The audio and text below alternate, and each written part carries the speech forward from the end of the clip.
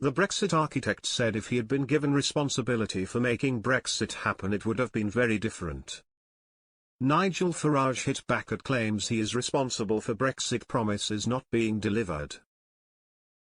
The Reform UK leader insisted that if he was in charge things would have been very different.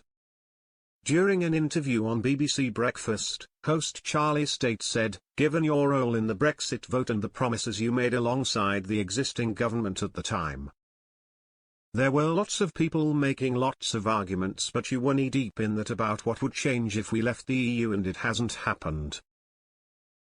You were one of those telling us what it would be like and it hasn't happened." Mr. Farage replied, "Well, let's fact-check this, shall we? What I said in the referendum is we would be in charge and whether we got things right or got things wrong would be down to us. Now there was a reasonable expectation that we'd tighten up border controls and that fewer people would come. That is why Brexit passed. The reason it hasn't happened," Mr. Stayt pressed him, "do you not think people listened to you as a campaigner, and do you not think they listened to you and the message they got was this would be different and it hasn't been different and therefore that puts you in the same place as those politicians?" The former UKIP leader said, "No, I wasn't in charge. If he'd been given responsibility for making Brexit happen it would have been very different."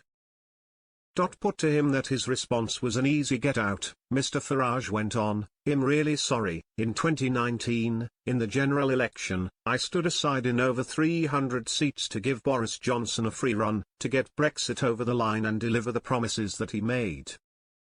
The reason on migration that Brexit has failed in the eyes of many people is because the Conservative Party haven't delivered. But be in no doubt, we are in charge of these things. Brexit gives us self-government. That doesn't guarantee success, but it does mean we're in charge.